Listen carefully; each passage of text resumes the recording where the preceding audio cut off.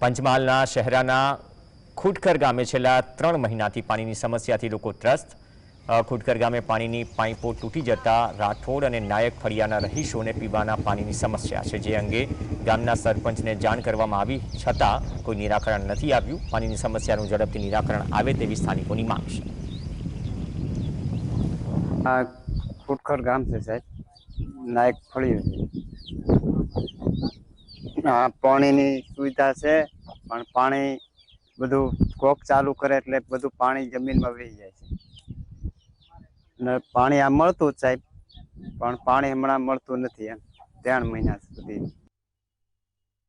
સરકારે રાહત તો કરી છે પણ એનું કોઈ પેલે હો આ છે અમારી પર ટોકો આવેલો છે, બધું જ આવેલું છે પણ પાણી નહીં આવે તો શું કામનું?